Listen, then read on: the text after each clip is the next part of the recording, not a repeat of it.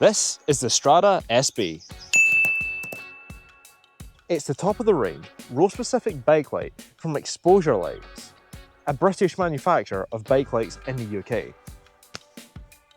Key features of this light are the front-facing 1700 lumen LEDs, the rear-facing OLED display to display your battery status, the smart charging port that can also have a wired remote connected to it, and the 7 programmable modes, which dictate how long this light can actually last for.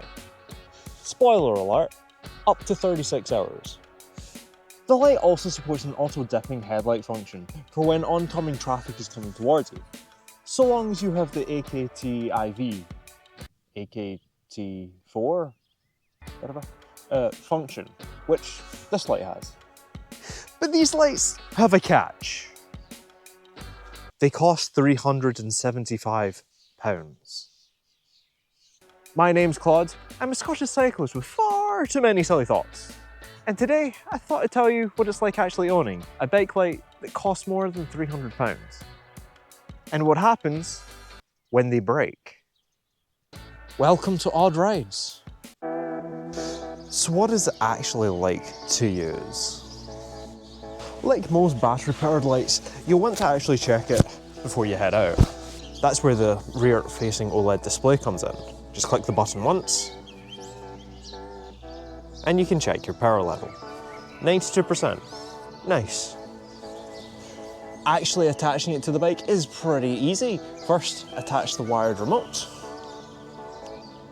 Then slot it into the quick release shoe. That ain't going nowhere. Turning the light on or off is really easy using the wired remote here on the handlebars. I've mine positioned quite close to my shifter so I don't have to move my hand too far to turn it on or to turn it off. Or if you have the AKTiv, it stands for active. I've had this 1.5 years and I didn't realise that it stands for active. Active dipping. I'm smart. If you have the active dipping enabled, then you don't even need to worry about dipping the light when oncoming traffic's coming towards you, because the sensors on board will do it for you. I am very dumb. Okay, those are some really nice features, but is it really worth £375? Well, no. But then you don't buy an expensive light from Exposure Lights just for the features. You buy them because they'll fix them, even outside of warranty. This is my personal Strada SB. I bought it on sale a 1.5 years ago, and at the beginning of May, it developed a really loud clunking rattle. And the rain's just come on. It's my belief that inside of here, the battery pack had actually come a bit loose, and that's what was shaking around making clunking sounds. Now, if I left that alone, it would probably still work for quite a long time, but eventually it would have probably broken off the contacts of the battery and making the light useless. So I would have to repair it anyway, so I thought, why not get it repaired now? Okay, so the first thing I did was to contact support. Now I know that's quite an obvious thing to do first, but not all supports are created equal, but luckily for us, Exposure is some of the best. What I did was to take a video of my light, showcasing the rattling problem I was having, and send that over via email to the customer support team. They stated that even if the light was still working properly, that I should probably send the unit into them for them to examine and probably end up fixing. So that's what I decided to do. They sent over a document for me to fill out, which needed to include things like who I was, my serial number, where I was sending this device from, and also what the problem was.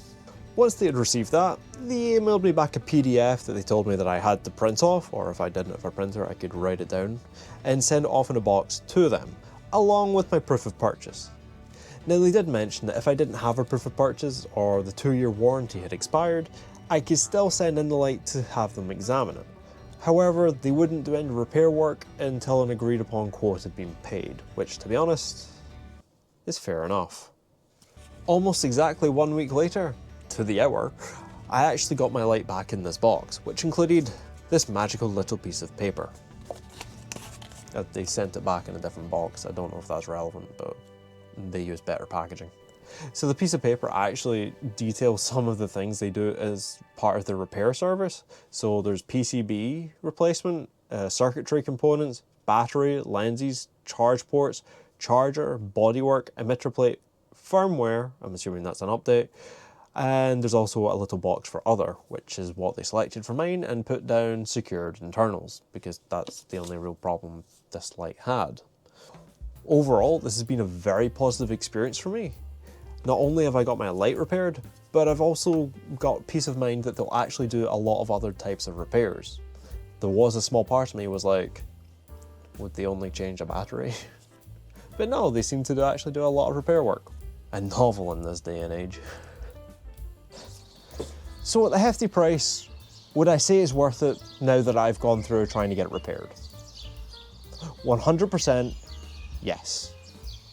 We live in quite a throwaway culture, and it's all too common where things are just designed to just be simply thrown away. It's quite refreshing to actually have something that you could actually get repaired whenever you need to repair it. If I had to give one critique, I would say that they didn't actually give me enough information of how they actually repaired it. I'm kind of an information junkie on things like that, so I would have liked to know.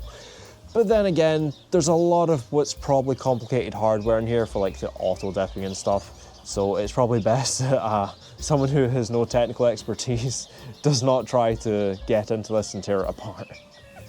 It is quite a hefty price, which is why I personally try to look at it as more of an investment into the future rather into a huge cost right up at the start. So long as that light's working and I'm not having to repair it too often, I won't be going out and looking for new lights every year, which is the average of what I was doing beforehand. Actually, I went through like 3 lights in 1 year once. Yeah, not happy about that. The whole thing is built with quality, durability, and repairability in mind. So I'm very, very happy with my purchase. I hope to be able to keep running this light for at least a further 5, hopefully 10 years. So to me, the price is worth it. It is boring with rain today. Was it 2 weeks ago I released a video and it was like, oh yeah, we're gonna get like a week of summer here in Scotland? Completely right. It's like 13 degrees today. Mental. If you found this video useful, then maybe you'd like to watch my past video. I went out to Drumlanrig Castle. It's quite a nice ride. It was like 96 miles in the end and like 26 degrees. It was fun though.